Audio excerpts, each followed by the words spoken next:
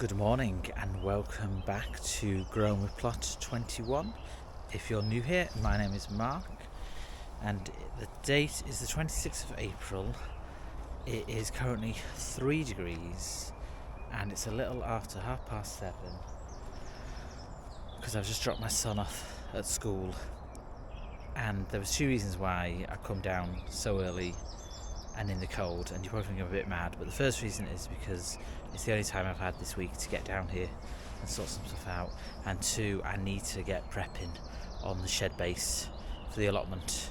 We had a frost overnight, so the ground is a little bit frosty. I thought we'd have the last of the frost, but obviously not. Forecast after the weekend is for highs of 18 to 20 degrees, so that's nice. We're going to get hit highs of about 12 degrees today. But I need to crack on and do some work on the plot. So let me show you what the plan is for today.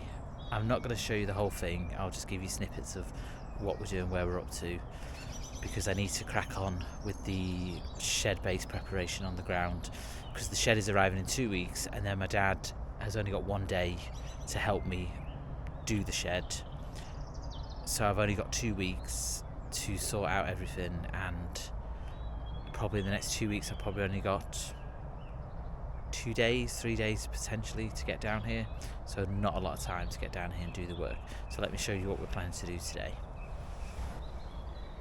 So this is the plan for today. Now, as you probably remember, we measured out the shed and put the tape down to see where it was going to go. So this is where the shed's going to go. So what I need to do is I need to uncover all of this, and I need to level it down, and then I need to get the pavings, stones, and start making a base for the shed. Now there's some that are completely intact, quite a few that are intact, and then there's some that's like little bits, but I have got some sand and stuff as well to cut in the gaps and stuff like that. My dad was going to come and help me do this, but he's got other things on, and when he did come the last time to bring more paving slabs, it was absolutely soaking wet through, so it's going to be a job on my own, unfortunately. So it's probably going to take me a few hours, I think, to do this. So I'm not going to bore you with, everything that's happening. I'll just give you snippets as we go of how it looks like. So I'll probably see you in a bit.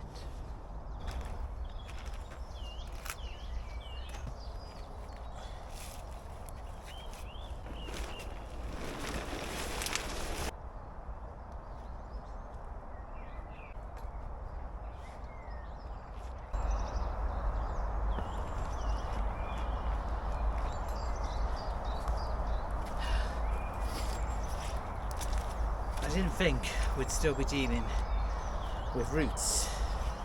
I know we got quite a lot a few months back.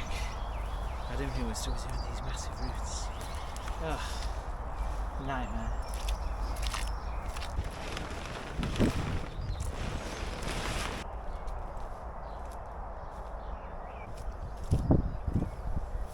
Look, I hope you can focus on it.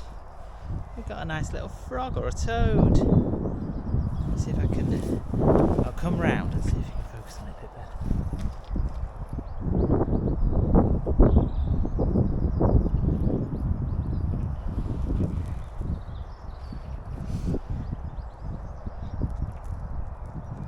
Hello, Mr. Toad.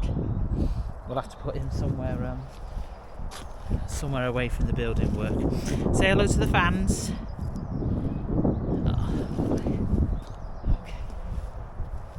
How nice was that to see a bit of wildlife?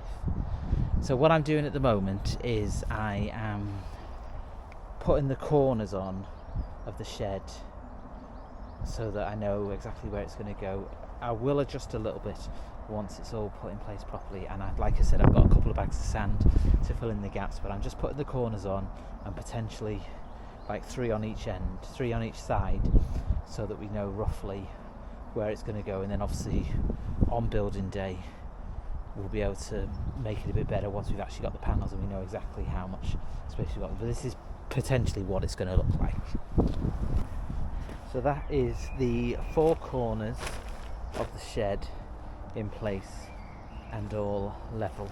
There's quite a lot of bumps up and down, But you have to remember, I'm going to try and cover as much of this with the slabs as possible, so then I can just then fill it in with some sand, and then obviously the day of the build, if we need more sand or more slabs, I can pop to the hardware store around the corner and grab some more.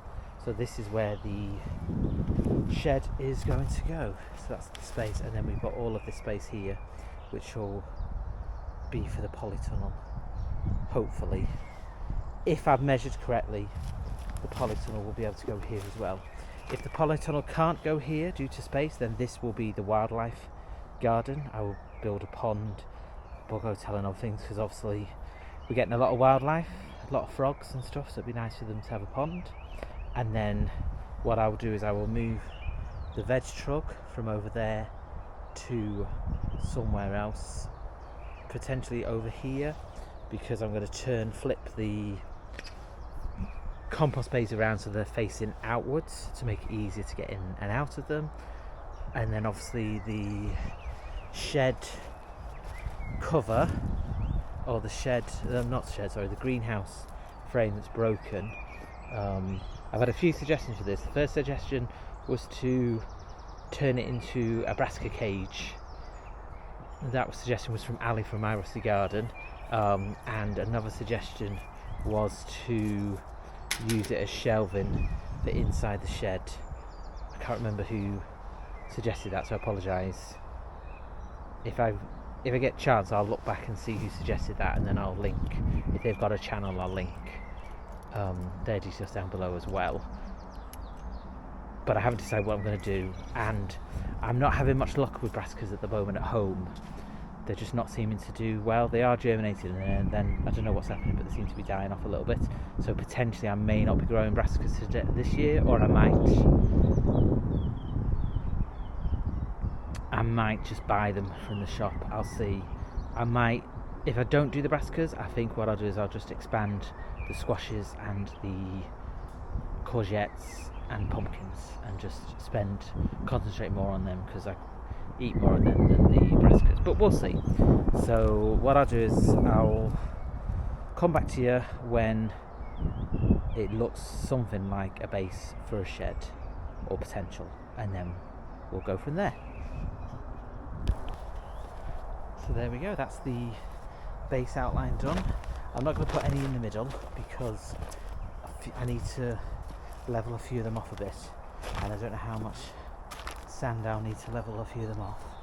But if you see from this angle, so this is where the shed's going to be. This is space here for the water butts, a little bit of a gap here to walk down the side of the shed. I'm going to fix my neighbour's fence to make it a bit easier, but we're done. It's taken me just under 2 hours to get to this point, so if I do get some time, I'll start leveling some things off and making it a bit more sturdy and fill in the middle, and then obviously in 2 weeks time it'll be the shed. So I hope you join me for the shed build as well, and the only plan now is to plant out a few of the edamame beans. Here they are here, growing quite tall, so I need to get them out and then get home and resow some more stuff. And just look at the veg truck as well, brilliant. Look at the radishes doing brilliantly, and spinach is coming on nicely. Oh no, this is the spinach, and this is, I don't know what that is actually. I'll have to look back and remember. Comment in below if you know what that is. I think it's one of the lettuces, to be fair. That's the spinach, that's definitely a spinach. This is a lettuce. And we're getting some flowers on the strawberries. So a productive couple of hours this morning. Thanks for watching, and as always, happy growing.